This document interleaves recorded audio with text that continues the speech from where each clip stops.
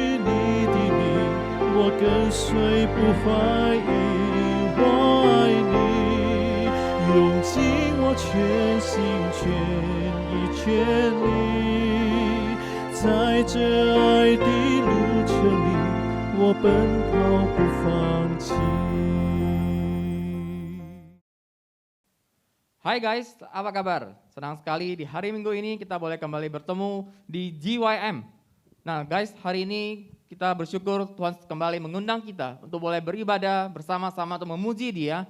Dan juga kita akan mendengarkan firman Tuhan. Hari ini kita akan membahas tema tentang kedaulatan Allah. Nah seperti apa itu? Apa kedaulatan Allah itu dan apa kaitannya dengan hidup saya? Mari kita ikuti apa yang kita akan ikuti berikut ini di dalam kebaktian kita pada hari ini. Dan jangan lupa juga biarlah dalam ucapan syukur kita atas pemeliharaan Tuhan dan juga memberikan persembahan kita melalui melalui QR Code yang sudah ada di layar ini. Oke guys. Shalom teman-teman. Shalom. Shalom, selamat pagi. Selamat pagi. Ya, teman-teman baik yang di rumah ya, saya harap teman-teman juga boleh ngambil waktu hari ini, pagi ini kita akan memuji Tuhan. Sebelum untuk memulai, mari kita bersatu di dalam doa ya. Selamat pagi Tuhan Yesus, Tuhan yang baik, terima kasih Tuhan untuk hari ini, untuk waktu yang sudah Tuhan sediakan, biarlah hari ini ketika kami juga di rumah, kami boleh ambil waktu yang terbaik dari kami untuk bisa memuji Tuhan. Tuhan Yesus, biarlah setiap pujian kami, doa penyembahan kami juga semua hanya untuk Tuhan. Kami mengucap syukur untuk minggu-minggu yang telah berlalu, yang telah kami lalui. Apapun itu yang terjadi dalam hidup kami tahu Tuhan ada dan Tuhan selalu menyertai kami. Dan Tuhan selalu baik untuk kami. Tuhan saat ini, hari ini, biarlah kami boleh dengan hati kami, pujian kami, semuanya kami boleh serahkan dalam tangan Tuhan. Terima kasih Tuhan, dalam nama Tuhan Yesus Kristus, Tuhan dan Juru Selamat kami berdoa dan bersyukur. Amin. Mazmur 7 ayat 17 berkata, aku hendak bersyukur kepada Tuhan karena keadilannya dan bermazmur bagi nama Tuhan yang maha tinggi. Mari teman-teman, kita boleh memuji Tuhan, kita menari untuk Tuhan, dan biarlah hidup kita boleh kita serahkan hanya untuk Tuhan Yesus. Teman-teman yang di rumah boleh bangkit berdiri, kita sama-sama tepuk tangan ya.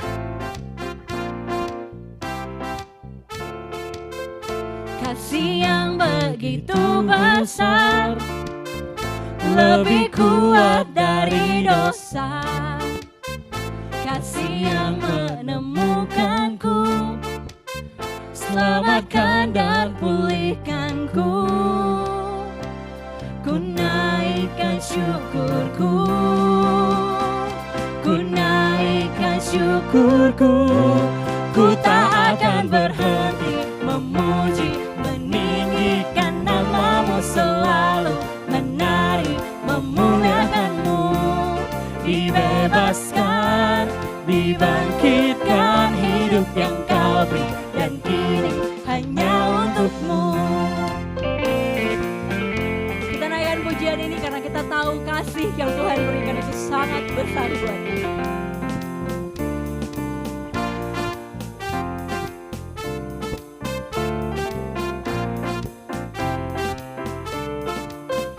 Kasih yang begitu besar, lebih kuat dari dosa. Kasih yang menemukanku, selamatkan dan pulihkanku. Ku naikkan syukurku, ku tak akan berhenti memuji, meninggikan namamu selalu, menari, memuliakanmu. Dibebaskan, dibangkitkan hidup yang kau beri, dan kini hanya untukmu. Mari kita bertepuk tangan untuk Tuhan Yesus Kristus.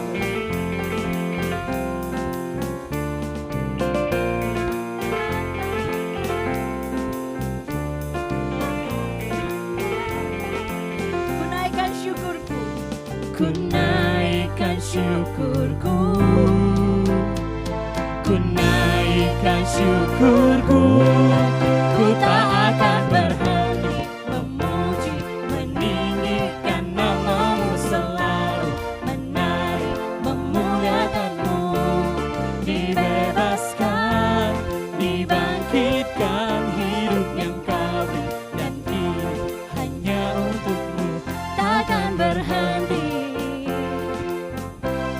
meninggikan nama-Mu.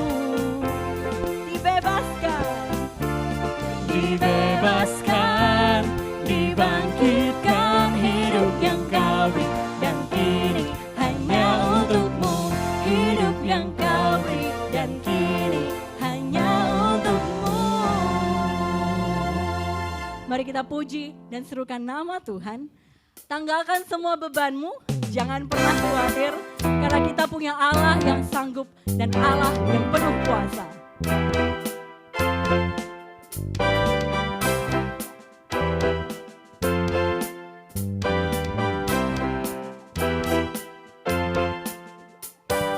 Angkatlah suaramu, puji dan serukan nama Yesus. Tanggalkan bebanmu, tak perlu kau khawatir, sebab Dia sanggup. Gerakkan kakimu, menarilah dan bertepuk tangan, bersukacitalah. Tak perlu kau khawatir, sebab Dia sanggup. Sekarang nyanyikan kebesarannya, Dia kuat dan penuh kuasa. Bersorak-sorai karena kasih-Nya, Dia datang melawat kita. Nyanyi bagi Dia. Gerakan kakimu menari bareng-bareng ya. Gerakan kakimu, menarilah dan bertepuk tangan, bersukacitalah. Tak perlu kau khawatir, sebab Dia sanggup. Sekarang nyanyikan kebesarannya, Dia kuat dan penuh kuasa. Bersorak-sorai karena kasih-Nya, Dia datang melawat kita. Nyanyi bagi Dia. Kebesarannya, Dia kuat dan penuh kuasa. Bersorak-sorai karena kasih-Nya, Dia datang melawat kita. Nyanyi bagi Dia. Nyanyi bagi Dia. Sekarang nyanyikan kebesarannya, Dia kuat dan penuh kuasa.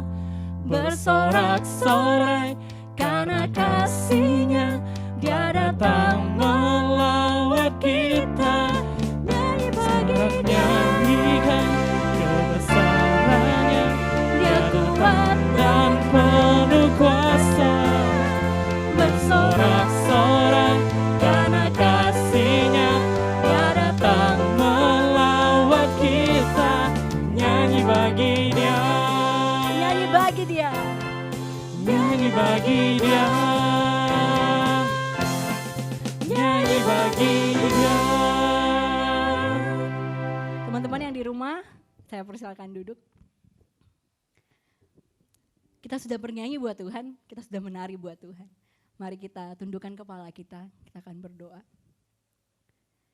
Ya Tuhan, kami rindu untuk bersorak-sorai untuk Tuhan. Biarlah kami boleh menyorakan sorak-sorai pujian kami, kekaguman kami kepada Tuhan. Biarlah ibadah hari ini Tuhan, ajarkan kami untuk sungguh-sungguh berjalan di dalam pengakuan bahwa Tuhan, Engkaulah Allah yang kuat, yang berkuasa, yang sanggup untuk memulihkan kami. Tuhan, kami mengakui bahwa kami lemah, kami mengakui bahwa kami terbatas. Betapa sering sekali kami jatuh di dalam dosa ya Tuhan. Betapa sering sekali Tuhan kami mengabaikan Tuhan di dalam hidup kami. Kami minta maaf Tuhan atas semua kesalahan kami ya Tuhan. Tuhan ampuni kami. Berikan kami sebuah kesempatan ya Tuhan Berikan kami juga kepekaan untuk terus boleh mengalami Tuhan di dalam hidup kami. Hari ini ketika kami tertunduk di bawah kaki-Mu ya Tuhan, kami tahu Engkau dengan anugerah-Mu, dengan kasih-Mu yang tidak terbatas, Engkau mengangkat kami kembali ya Tuhan. Engkau mengasihi kami ya Tuhan. Dan kami mengucap syukur untuk semua kasih yang tidak dapat kami balas itu ya Tuhan. Terima kasih Tuhan. Terima kasih karena Engkau telah mengampuni kami. Di dalam nama Tuhan Yesus Kristus, Tuhan dan Juru Selamat kami berdoa. Amin. Teman-teman, setiap kita yang mengakui dosa, ingatlah bahwa Tuhan Yesus memaafkan kita ya, karena Tuhan sayang sama kita. Dalam Ibrani 8 ayat 12 berkata, sebab aku akan menaruh belas kasihan terhadap kesalahan mereka dan tidak lagi mengingat dosa-dosa mereka. Teman-teman, mari kita belajar sebuah lagu baru, judulnya Won't Give Up. Ya. 来，我们一起学习这首新歌。我们在每个狂风暴雨里，主的同在也在那里。在我们难受的时候，失望的时候，主的恩典、主的爱也在那里。愿我们可以用我们的全心、全意、全力来敬拜我们的主。朋友们，你们要记得，无论在任何情况，我们的主永远都与我们同在。来，我们一起唱。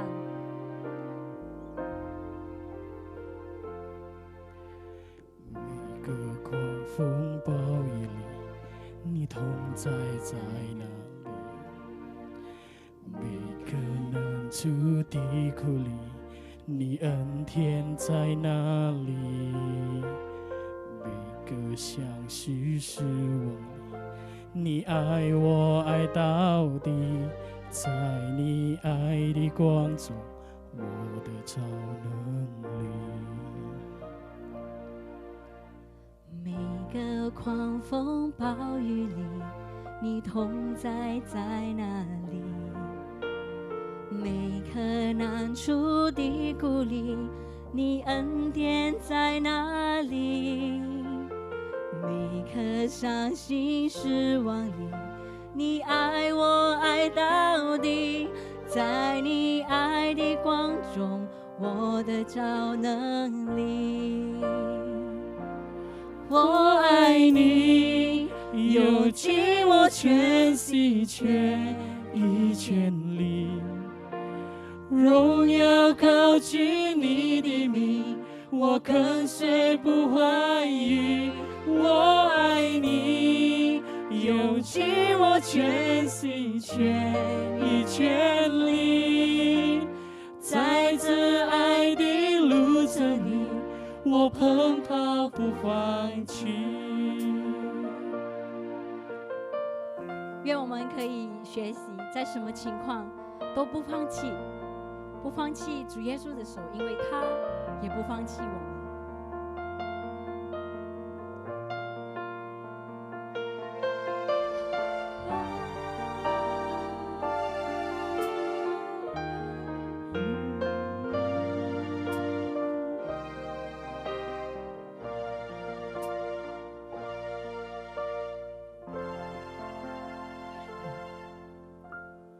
每个狂风暴雨里，你同在在哪里？每个难处的苦里，你恩典在哪里？每颗相信失望里，你爱我爱到底，在你爱的光中，我的超能力。我爱你，有尽我全心全意全力，荣耀靠近你的名，我跟随不怀疑。我爱你，有尽我全心全意全力，在这爱的路程里，我奔跑不放弃。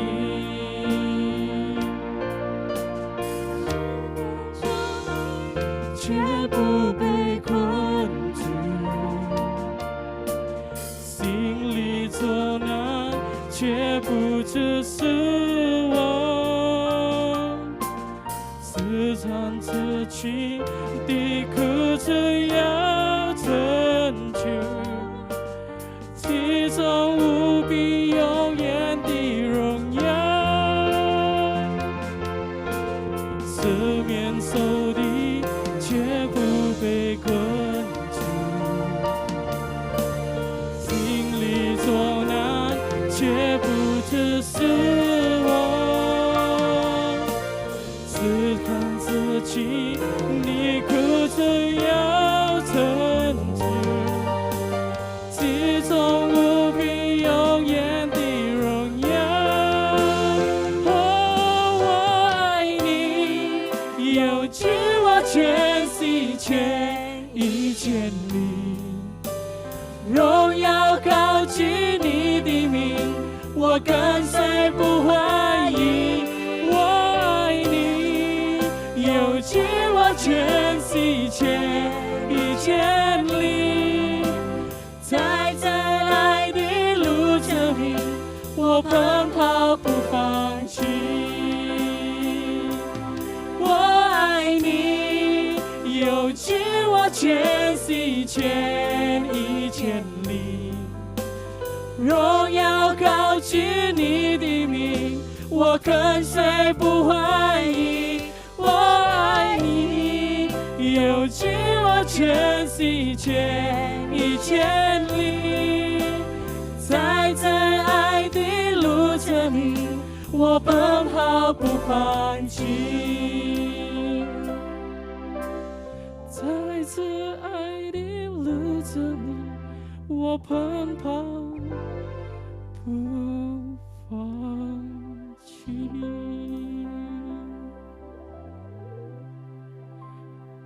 Teman-teman, mari sama-sama kita mengikrarkan iman kita, pengakuan iman rasuli. Aku percaya kepada Allah, Bapa yang Maha Kuasa, Khalik langit dan bumi, dan kepada Yesus Kristus, anaknya yang tunggal, Tuhan kita, yang dikandung daripada Roh Kudus, lahir dari anak darah Maria, yang menderita sengsara di bawah pemerintahan Pontius Pilatus, disalibkan, mati dan dikuburkan, turun ke dalam kerajaan maut. Pada hari yang ketiga, bangkit pula dari antara orang mati, naik ke surga, duduk di sebelah kanan Allah, Bapa yang Maha Kuasa. Dan dari sana ia akan datang untuk menghakimi orang yang hidup dan yang mati. Aku percaya kepada Roh Kudus, gereja yang kudus dan am, persekutuan orang kudus, pengampunan dosa, kebangkitan tubuh, dan hidup yang kekal. Amin.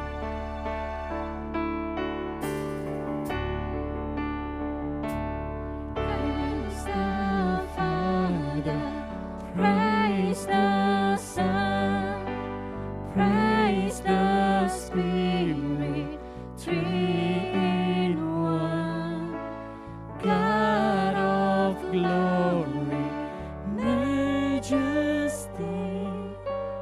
praise forever to the King of Kings.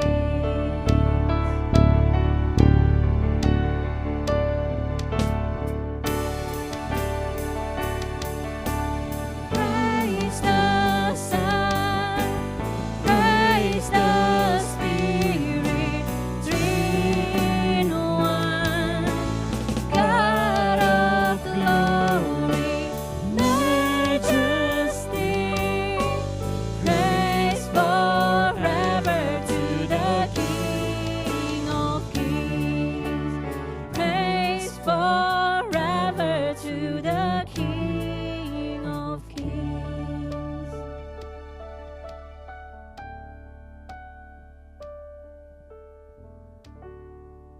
Shalom, senang sekali kita boleh lagi beribadah pada pagi hari ini. Sebelum merenungkan setiap bagian firman Tuhan, mari kita berdoa dulu. Bapa di dalam surga, terima kasih. Kami bersyukur kalau pagi hari ini kami boleh menikmati persekutuan bersama dengan Engkau di dalam ibadah Jim pada pagi hari ini ya Tuhan. Tibalah saatnya Tuhan kami mau mendengarkan firman-Mu. Kuasai hati dan pikiran kami ya Tuhan, sehingga ketika firman-Mu kami dengar, firman-Mu kami baca, Roh Kudus-Mu menolong setiap kami memberikan pengertian yang baik dan benar. Dan Roh Kudus yang sama akan memampukan kami untuk menjadi pelaku firman Tuhan. Terima kasih ya Tuhan, hati kami siap untuk mendengarkan firman-Mu. Di dalam nama Tuhan Yesus, kami berdoa dan bersyukur. Amin. Shalom, selamat pagi buat teman-teman yang ada di rumah. Pastikan Anda ketika beribadah sudah sarapan, ya. Karena kalau tidak sarapan itu akan cukup mengganggu pendengaran. Kira-kira begitu ya. Saya nggak usah pantun deh ya, mungkin langsung aja ya. Iya. Tema firman Tuhan pada pagi hari ini pansos. Pansos ya, bukan bansos. Kalau bansos beda, ada superminya, seharusnya di sini menyamakan gitu-gitu ya. Ini pansos. Saya yakin ini bukan hal yang asing di telinga teman-teman, pasti sudah sering dengar atau sering ngebaca, baik itu di media sosial ataupun dalam tongkrongan, lagi nongkrong tiba-tiba ada istilah pansos keluar. Kalau Anda belum mendengar tentang kata itu, saya agak ragu gitu ya. Media sosial membuat orang-orang berupaya pansos demi mencari perhatian, popularitas, panggung, dan ingin dianggap. Kira-kira begitu. Perilaku pansos berasal dari merasa harga diri yang rendah dan kecenderungan ekstrimnya terhadap pada perbandingan diri dengan orang lain. Sekali lagi saya ulang. Perilaku pansos berasal dari merasa harga diri yang rendah. Dan kecenderungannya itu lebih ekstrim, yaitu membandingkan dirinya dengan orang lain. Kira-kira begitu. Jadi ketika mendengar tentang pansos ini sendiri, teman-teman udah boleh mikir nih. Aku ada di dalam posisi itu apa enggak ya? Gitu. Apa alasannya? Kita ngomongin soal tentang alasan. Apa alasannya orang itu mau pansos? Mungkin yang lagi di rumah, lagi nonton berdua sama temannya atau adenya, abangnya, cicinya, kokonya, siapapun itu. Coba deh ngobrol sama kanan kirinya. Apa alasan orang itu mau pansos? Udah jelas, agar dirinya itu mendapatkan popularitas. Agar dirinya itu dianggap sama orang lain. Nah, perasaan ini muncul karena faktor kecemburuan sosial. Yang mengarah pada iri hati, kok bisa ya dia tuh kayak gitu ya. Apa sih yang membuat dia sampai seterkenal itu? Apa yang membuat dia sampai orang tuh mau lihat story-nya dia? Apa yang membuat orang tuh sampai mau kunjungin Instagram dia? Apa yang mau buat segala setiap kehidupan dia itu rasanya menarik untuk diikuti? Muncul ada rasa iri hati itu. Gimana kalau seandainya harusnya aku? Bahkan ada yang kalau kecenderungannya membandingkan dirinya begini, seharusnya aku yang di situ, bukan dia.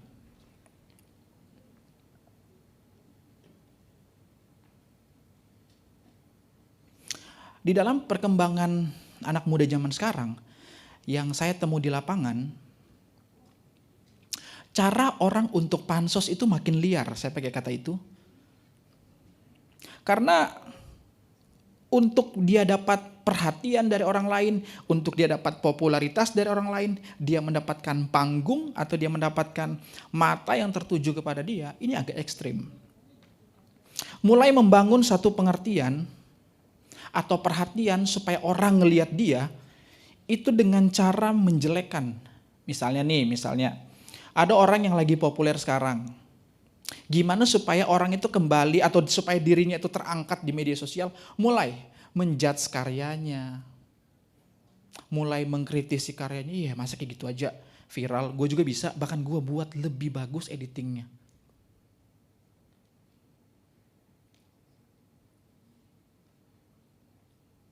Tujuannya tidak lain tidak bukan, sehingga mata publik yang ngelihat orang yang lagi viral itu balik ngelihat dia. Kira-kira begitu. Nah pertanyaannya, di Alkitab ada nggak yang pansos? Ada nggak ya? Yuk kita sama-sama buka Alkitab kita di dalam Daniel 6. Daniel 6 ayat 1 sampai 28. Contoh kok panjang, ya boleh baca di rumah nanti. Daniel 6 ayat 1 sampai 28, tapi saya bacain beberapa ayat aja, atau sampai 5, nanti teman-teman boleh buka kitabnya, ada waktu luang boleh baca sendiri ya. Daniel 6 ayat 1 sampai 5. Judulnya GG tuh, Lembaga Alkitab Indonesia kasih temanya apa? Gua singa. Ayat 1. Darius orang Media menerima pemerintahan ketika ia berumur 62 tahun. Lalu berkenanlah Darius mengangkat 120 wakil-wakil raja atas kerajaannya. Mereka akan ditempatkan di seluruh kerajaan. Ayat 3. Membawahi mereka diangkat pula 3 pejabat tinggi. Dan Daniel adalah salah satu dari ketiga orang itu. Kepada merekalah para wakil-wakil raja harus memberi pertanggungjawaban supaya raja jangan dirugikan. Ayat 4. Maka Daniel ini melebihi para pejabat tinggi dan para wakil raja itu karena ia mempunyai roh yang luar biasa dan raja bermaksud untuk menempatkannya atas seluruh kerajaannya. Ayat 5. Kemudian para pejabat tinggi dan wakil raja itu mencari alasan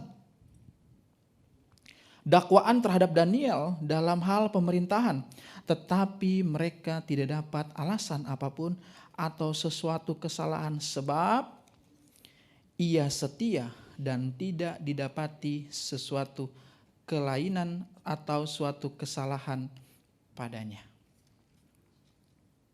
Kita mundur sedikit kepada latar belakang dari cerita Daniel ini sendiri. Pada tahun ketiga pemerintahan Yoyakim, Raja Yehuda, datang nih satu raja namanya Nebukadnezar. Dia datang ke Yerusalem, lalu mengepung kota itu. Dan singkat cerita, kota Yerusalem dikuasai Raja Babel ini. Jadi istilahnya bangsa Yerusalem ini masuk ke dalam masa pembuangan begitu ya. Kemudian raja ini dia ngomong kepada kepala istananya namanya Aspenas. Dia ngomongin, Nas, ini Nas. Nas tolong ya, dari setiap orang Yerusalem ini, tolong pilihkan dari keturunan raja ataupun keturunan bangsawan. Buat apa bos? Udah bawa aja. Pokoknya yang saya minta adalah masih muda, perawakannya bagus. Karena nanti akan ditaruh di dalam istana raja di Babel. Dan mereka nanti akan dididik selama 3 tahun. 3 tahun D3 bukan ya? Kira-kira gitu ya. Didik selama 3 tahun untuk belajar tulisan dan bahasa orang Kasdim. Singkat cerita, ketika disuruh cari keturunan bangsawan maupun juga dari keturunan raja, bahkan perawakan yang bagus, masih muda, istilahnya masih produktif, untuk dipekerjakan di istana Raja Babel ini. Singkat cerita, teman-teman boleh perhatikan ayat yang keempat. Di dalam ayat yang keempat, dalam Daniel pasal 6, teman-teman bisa lihat kan, bibit dari pansosnya pejabat tinggi dan wakil raja. Apa yang dilakukan? Mereka pansos banget ke Daniel. Mereka iri karena Daniel itu dapat jabatan lebih tinggi dari mereka. Kan pengertian kita tadi, ketika ada mulai rasa iri hati yang lebih, merasa bahwa seharusnya saya yang di sana, bukan dia yang di situ, seharusnya saya sih. Saya bahkan punya kualitas yang lebih baik dari dia, mungkin begitu. Akhirnya mereka mulai pansos ke Daniel. Mereka iri banget, kenapa sih kok bisa sih Daniel yang bisa pula ke situ, seharusnya aku, kan gitu ya. Mereka gak mau kalau Daniel itu terus disorot, dia gak mau. Para wakil raja ini merasa terganggu dengan keistimewaan yang raja buat kepada Daniel. Singkat cerita, mereka itu mau juga matanya raja itu harus juga tertuju kepada mereka. Teman-teman boleh lihat ya yang keempat. Seperti teman-teman kita tahu bersama ya, Daniel ini bukan orang sembarangan guys. Bukan orang sembarangan, bukan kaleng-kaleng dia ini.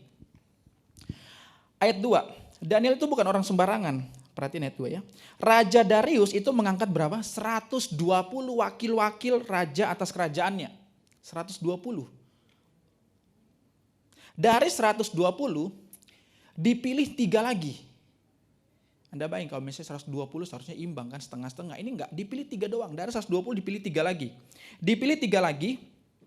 Jadi orang yang dipilih 3 ini itu mempunyai jabatan yang tinggi di atas 120 ini. Dipilih lagi 3 ini. Kemudian 3 orang ini diberikan tanggung jawabnya yang lebih besar. Jadi setiap orang tadi yang enggak terpilih, mereka harus memberikan pertanggungjawaban atau laporan kepada Daniel. 3 orang tadi salah satunya Daniel. Singkat cerita, ini saya lagi cerita ya, saya mohon Anda jangan tidur di rumah ya. Kalau ada yang udah mulai tidur, mulai cubit-cubit kiri kanannya. Kasih shock terapi sedikit. Ini yang menarik, teman-teman mungkin bilang, tahu saya baca Daniel pasal 6 itu udah 15 kali, saya udah tahu ceritanya. Dia rajin berdoa kan, iya kan, udah selesai, udah tahu ceritanya. Nah, kita lihat sisi yang lain. Apa yang dilakukan pejabat yang cemburu ini?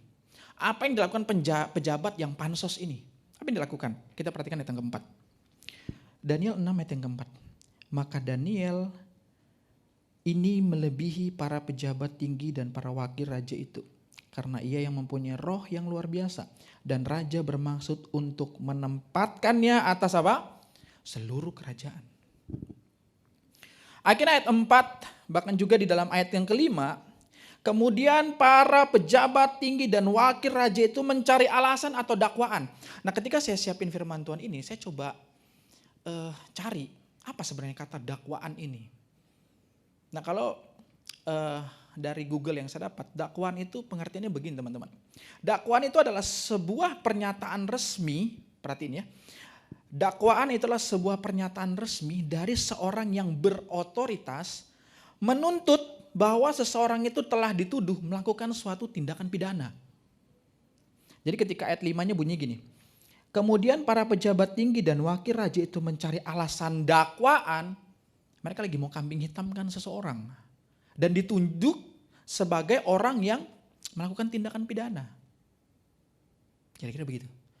Jadi pansosnya para wakil raja ini coba cari masalah, cari ribut nih ceritanya sama Daniel dari sisi pemerintahan. Tapi teman-teman boleh baca di dalam Daniel pasal 6, mereka gak nemuin kesalahannya Daniel di dalam pemerintahan. Akhirnya kepikiran, si kawan pandai pula ya, gak ada cacat celahnya dari pemerintahan. Telaten dan teratur sekali Daniel. Oh, gini ngap. Kita cari dari sisi spiritualnya. Setuju enggak? Takis. Akhirnya singkat cerita, mereka mulai berpikir gimana supaya Daniel kita aduh. Buat dia dilema. Antara mematuhi hukum Tuhan atau hukum kekaisaran. Kita buat gitu aja ingat. Oke? Gas. Ini kursinya muter-muter. Jadi saya setiap ngomong konsentrasi kursinya gini. Muter. Yang kedua, apa yang dilakukan pejabat yang cemburu ini? Tadi udah jelas, ketika mereka mau cari salahnya Daniel di pemerintahan, nggak nemu. Mau cari dakwaan itu nggak nemu. Akhirnya mereka berpikir hajar spiritualnya aja. Yang kedua, ayat 6 dan 8. Teman-teman perhatikan Alkitabnya, saya bacakan ayat 6. Dia ngomong gini. Maka berkatalah orang-orang itu, kita tidak akan mendapat suatu alasan dakwaan terhadap Daniel ini, kecuali dalam hal apa? Ibadahnya kepada Allahnya. Ayat yang ke-7. Kemudian bergegas-gegaslah para pejabat tinggi dan wakil raja itu menghadap raja dan berkata kepadanya, ya Raja Darius, kekalah hidup tuanku. Ayat 8. Semua pejabat tinggi kerajaan ini, semua penguasa dan wakil raja, para menteri, dan apa tuh? Bupati telah mufakat supaya dikeluarkan kiranya suatu penetapan raja dan ditetapkan suatu larangan agar barang siapa yang dalam 30 hari menyampaikan permohonan kepada salah satu dewa atau manusia, kecuali pada waktu ya raja, pada tuanku ya raja, maka ia akan dilemparkan ke dalam gua singa. Apa yang dilakukan pejabat yang cemburu ini? Yang kedua adalah buat berita palsu. Dia ngomong dan nemuin raja. Oke, kita nemuin raja deh. Siapa yang setuju?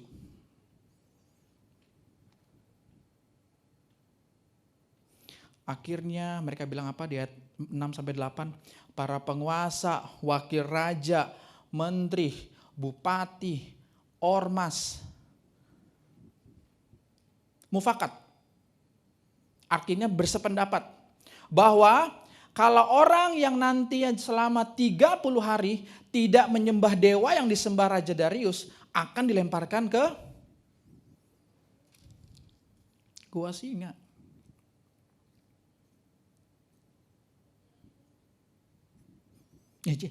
Ketika saya baca firman Tuhan ini, teman-teman nggak tahu sefrekuensi nggak sama saya.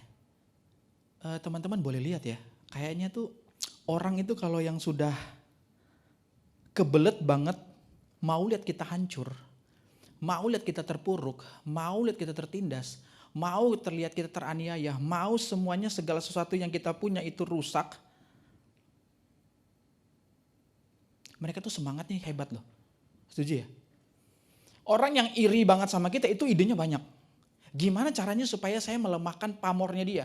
Gimana saya supaya melemahkan auranya dia? Gimana saya mau lemahkan, gimana kaisar supaya nggak ngelihat dia lagi? Gimana supaya gimana dan banyak banget gimananya. Ini ada hal yang unik nih. Saya ajak teman-teman lihat Alkitabnya. Anda boleh perhatikan ayat 6, ayat 11, ayat 15. 3 ayat itu. Ketika saya baca ayat 6, 11, dan 15, orang yang tadi saya katakan, yang pengen banget buat saya dan Anda hancur, tidak ada istilahnya mereka mager. Gak ada. Boleh cek ayat yang saya sebutkan tadi. Ayat 6. Maka berkatalah orang-orang itu, kita tidak akan mendapat suatu alasan dakwaan terhadap Daniel kecuali dalam hal ibadah kepada Allahnya. Udah jelas, yang mereka mau serang adalah ibadahnya kepada antara Daniel dengan Allah. Ayat 11. Mana nih ayat saya kok hilang?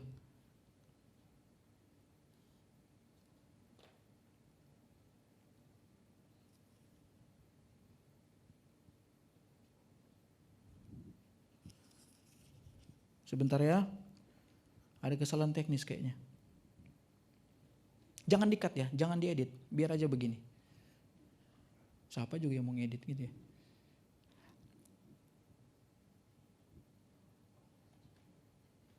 Nah kalau di dalam ayat ini saya ini ayat 16 berarti. Ayat 16, nah dia, ya betul-betul. Ayat 16. Di ayat 16 ada kata begini. Lalu bergegas-gegaslah orang itu menghadap raja serta berkata kepadanya, ketahuilah raja bahwa menurut undang-undang orang Media dan Persia tidak ada larangan atau penetapan yang dikeluarkan raja yang dapat diubah. Mulai dari ayat 16, ayat 7, semua kata yang dipakai bergegas-gegaslah. Jadi istilahnya ketika orang mau buat Anda hancur, dia nggak pernah bilang mager, enggak, dia niat. Gak ada tuh dia santuy-santuy. Mau gak kita rusakin aja nama baik ini sekalian? Nah besok aja masih bisa. Gak ada, bergegas. Anda lihat kan orang yang pansus itu maunya cepet banget Anda hancur.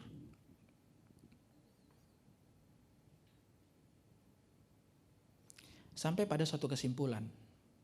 Rencana para wali untuk masukkan Daniel ke gua singa berhasil apa enggak? Berhasil. Tapi tunggu dulu, rencana Tuhan kepada Daniel juga berhasil. Penyertaannya kepada Daniel tidak pernah putus. Bahkan penyertaannya kepada Daniel tetap ada. Dan ketika teman-teman boleh baca di dalam Daniel pasal 6, ketika Anda coba renungkan sendiri, Anda tuh rasa lucu, gerem, gemas, jengkel, kesal, itu pasti bakalan bercampur aduk ketika lihat wakil raja. Para wakil ini, mereka tuh gitu. Kayak nungguin Daniel ini kapan lah dia ini berdoa. Gitu aja kerjanya. Kapan lah siap. Jadi saya coba mau menggambarkan saya ada di situasi itu. Anda bayangin gak? Kerjaan mereka cuma nunggu Daniel itu berdoa. Karena mereka udah buat ultimatum, 30 hari tidak boleh menyembah Allah lain selain Allah yang disembah Darius. Jadi nungguin. Ini masih ketangkap kamera gak ya? Jadi mereka nungguin. Kapan lah Daniel berdoa? Wah, belum. Ntar lagi. Berdoa. Dibuka pintunya. Wah, berdoa kan lu? Nah, berdoa. Gak bisa. Menurut peraturan dan perintah titah Raja Darius, orang yang 30 hari tidak menyembah dewa yang disembah Darius, tangkap buang ke singa. Di orang kalau licik tuh gitu teman-teman.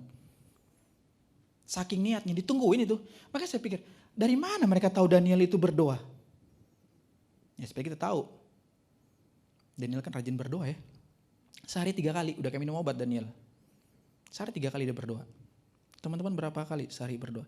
Banyak contoh. Doa bangun tidur, doa makan, doa berangkat kerja, doa tidur balik. Banyak doa, 5 lebih dari Daniel. Sehari udah berapa kali saya berdoa? Terserah Anda. Di saat para wakil raja ini cari kesalahannya Daniel, apa Daniel balik cari kesalahan mereka? No. Anda boleh baca Alkitab dengan teliti. Saat para wakil raja ini lagi sibuk cari kesalahannya Daniel, Daniel sibuk bergaul karib dengan Tuhan. Luar biasa Daniel.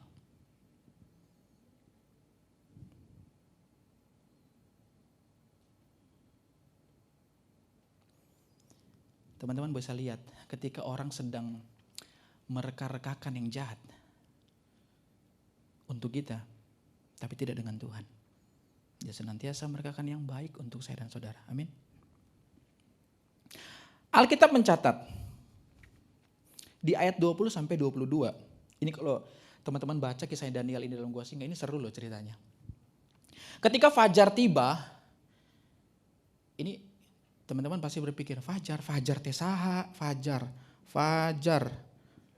kok nggak ada fajar.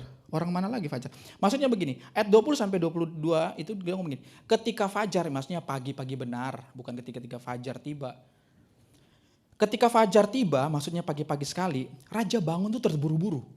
Ini ceritanya Daniel udah dibuang ke gua singa ya. Jadi teman-teman boleh baca kisahnya, saya persingkat aja. Jadi singkat cerita ketika Daniel udah dimasukin dalam gua singa, raja itu pagi-pagi tuh bangun terburu-buru datangi gua dan berkata begini. Ketika datang ke tempat Daniel berada, Anda boleh baca baik-baik Alkitab. Raja itu berseru. Bahkan kalau Anda baca ceritanya, raja itu nggak tidur. Bahkan ketika orang mau datang, mau hibur raja, kasih minum, permaisuri. Enggak, dia nggak mau. Anda baca, dia puasa untuk Daniel. Dahsyat nggak? Dimana saat orang pengen jatuhkan Daniel, cari muka sama raja, malah rajanya mikirin Daniel. Cuma lah dia itu. Dimakanlah pula singa itu kepala dia. Aduh, dicabik tangannya. Aduh, matilah dia tuh. Orang dipilih pula. Mati dia ini. Puasa, Anda baca. Gitu. Puasa dia. Dia gak minum anggur, dia permaisuri. Enggak, aku gak mau, aku mau puasa. Makanya ketika gak usah fajar. Ketika pagi-pagi benar datang, wah dia lari dengan kenceng. Sampai ke gua di tempat Daniel berada, dia berseru. Daniel. Oh Daniel. Main yuk? Enggak, dia enggak ngomong gitu. Rajanya berseru demikian. Daniel, hamba Allah yang hidup. Allahmu yang kau sembah dengan tekun, sanggupkah Ia menolongmu?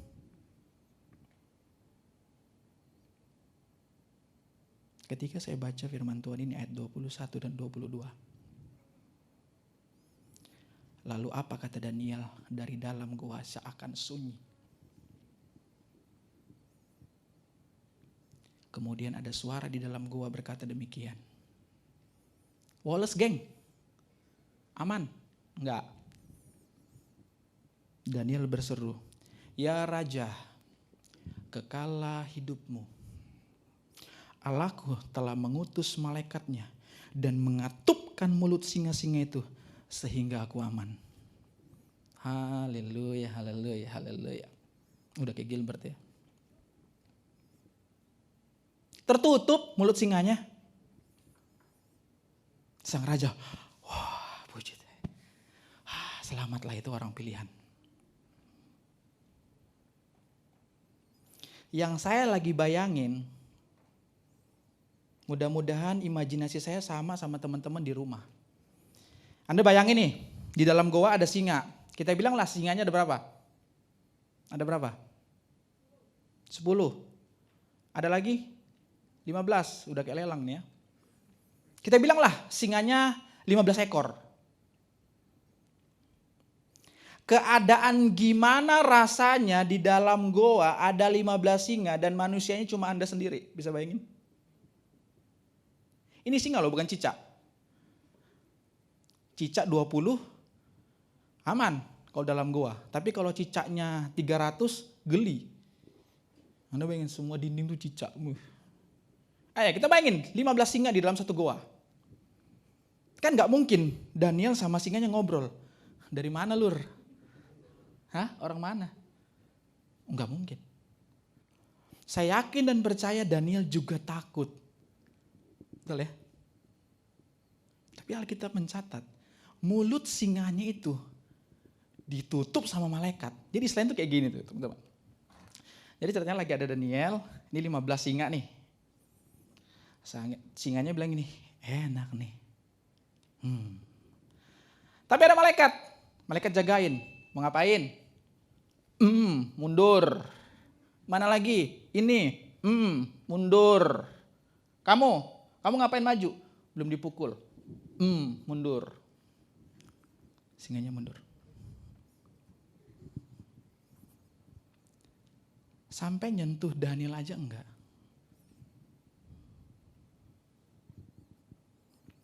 Di dalam situasi yang sangat tidak menguntungkan buat Daniel. Situasi yang sangat genting. Daniel tetap sadar betul hidupnya adalah milik Tuhan.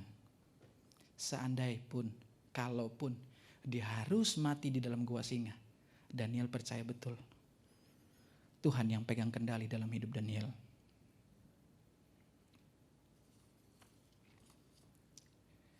Teman-teman, terkadang kita itu selalu panik sama masa depan kita, betul ya?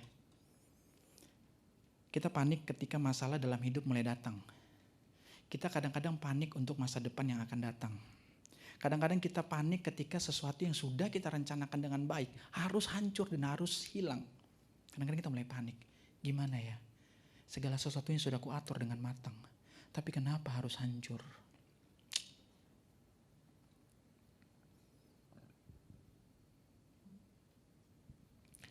Kadang-kadang kita mau take over semuanya. Kita mau kendalikan semuanya. Setiap kepanikan kita mau take over semuanya. Kalau nggak bisa begini harusnya begitu. Kalau nggak bisa begini, coba yang ini, coba yang itu, coba yang ini, coba yang itu. Tanpa sadar kita tidak benar-benar menaruh hidup kita sama seperti Daniel. Seandainya hari ini mungkin Anda dalam gua singa, dalam gua masalah, dalam setiap kehidupan teman-teman. Mungkin Anda mengatakan masalah saya belum sekomplit Daniel. Masalah saya nggak sekomplit teman-teman saya. Saya masih hidup dalam keluarga yang baik, keluarga yang mengasihi saya.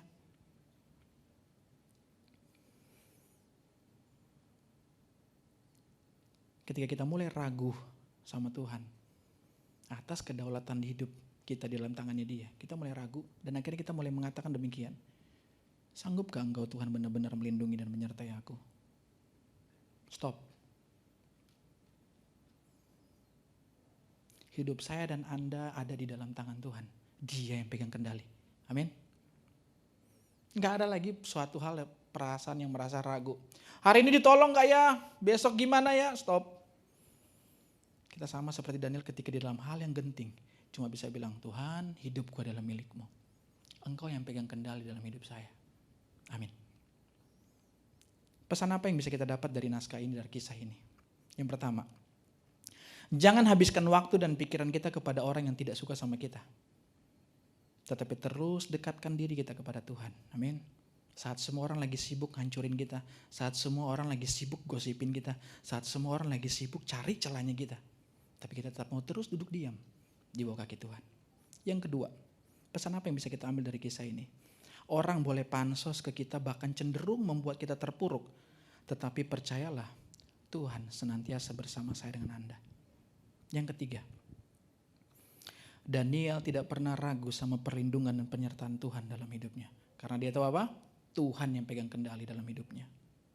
Yang keempat, biarlah kedekatan saya dengan Tuhan, kedekatan Anda dengan Tuhan, itu menjadi dampak bagi orang lain, sehingga nama Tuhan dipermuliakan. Amin. Anda bisa lihat kisah raja tadi, begitu ketakutannya dia jangan sampai Daniel mati. Bahkan dia ngomong begini, yang tadi yang suruh-suruh wakil tadi yang bilang Daniel begini-begini, lempar masuk. Anda kalau baca kisahnya agak ngeri Raja Darius. Bukan hanya yang para wakil, keluarga anaknya dimasukin ke dalam gua singa. Satu keturunan habis.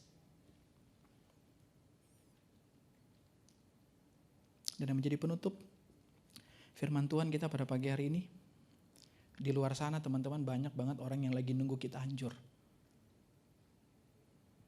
Di luar sana senang banget lihat di dalam kehidupan kita tidak bahagia. Di luar sana banyak banget teman-teman yang iri sama kita.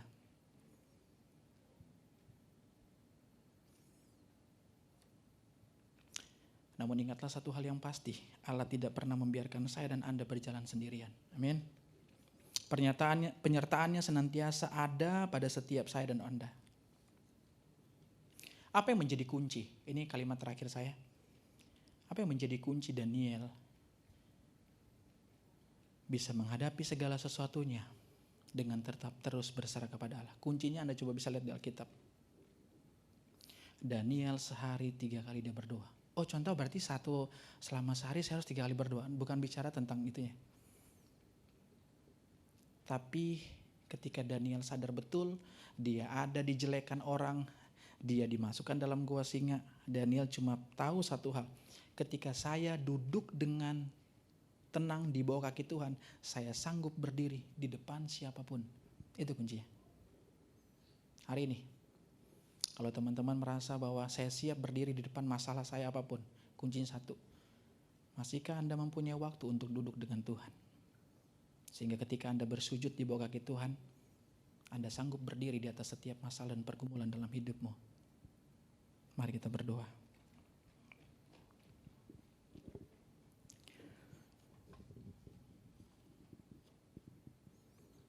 Bapa dalam surga, terima kasih.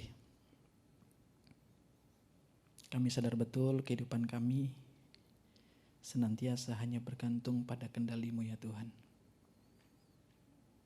Kami tidak tahu persis di luar sana seperti apa. Mungkin saat ini ada yang sedang merencanakan yang jahat dalam kehidupan kami. Ada yang sudah mulai mereka-rekakan yang jelek pada masa depan kami. Tuhan, tapi tidak itu membuat kami takut dan gentar. Karena kami tahu dengan siapa kami berjalan. Yaitu kami berjalan bersama dengan Engkau ya Tuhan. Engkau Allah yang sama yang melindungi Daniel. Engkau juga Allah yang sama yang akan senantiasa melindungi setiap langkah kami dalam masa muda kami. Bapa dalam surga, Engkau menolong setiap pemuda remaja. Bahkan siapapun yang menonton tayangan ini ya Tuhan. Ketika mereka di dalam gua masalah kehidupan mereka. Ajar kami dan ingatkan kami satu hal. Bahwa kami tetap di dalam kendali dari Engkau ya Tuhan. Kami tetap ada dan aman di dalam perlindungan-Mu. Biarlah setiap firman Tuhan pada pagi hari ini boleh kami terus renungkan di dalam kehidupan kami. Terima kasih ya Tuhan. Mari teman-teman, saya mengajak kita semua untuk sama-sama berdiri. Mengucapkan doa yang diajarkan Tuhan pada para murid. Bapa kami yang di surga, dikuduskanlah nama-Mu, datanglah kerajaan-Mu, jadilah kehendak-Mu di bumi seperti di surga. Berikanlah kami pada hari ini makanan kami yang secukupnya, dan ampunilah kami akan kesalahan kami, seperti kami juga mengampuni orang yang bersalah kepada kami. Dan jangan membawa kami ke dalam pencobaan, tetapi lepaskanlah kami daripada yang jahat, karena Engkaulah yang punya kerajaan, kuasa, dan kemuliaan sampai selama-lamanya. Amin. Tuhan Yesus memberkati. Shalom.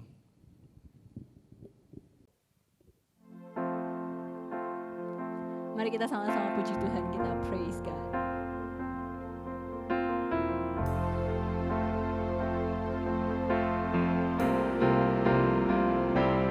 Praise God from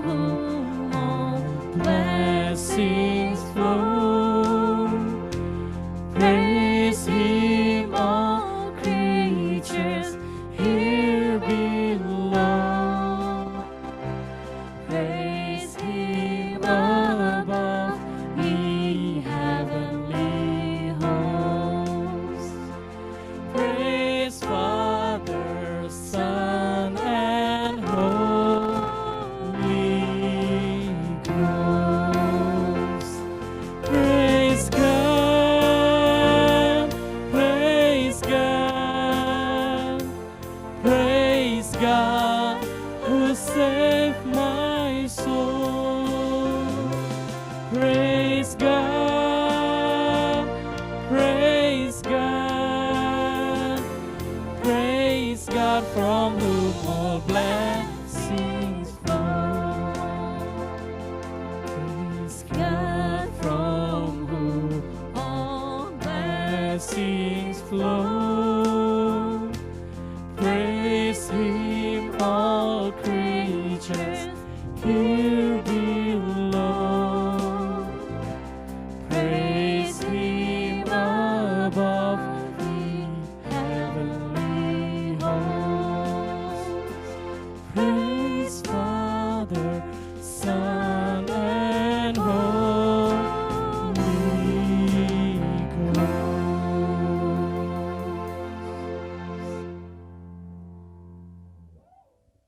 Iya, kita sudah mendengarkan firman Tuhan, kita bersyukur kita punya Allah yang pegang kendali dalam hidup kita. Nah guys, ada dua pertanyaan yang bisa kita refleksikan dari kebenaran firman Tuhan hari ini. Yang pertama adalah, terkadang sebagai manusia, kita bisa ragu terhadap Allah yang pegang kendali dalam hidup kita. Apa yang membuat kita bisa ragu terhadap Allah yang pegang kendali dalam hidup kita? Dan yang kedua, apa yang bisa saya lakukan untuk mengatasi keraguan tersebut? Hari ini saya punya satu warta, kelas katekisasi akan segera dibuka. Karena itu, daftarkan diri Anda, jika Anda mau menerima baptisan di akhir tahun ini, segera daftarkan diri Anda untuk mengikuti kelas katekisasi. Daftarkan diri Anda bisa ke Contoh Eka, ataupun ke saya, ataupun Contoh Anto. Oke guys, sampai jumpa minggu depan. Tuhan Yesus memberkati.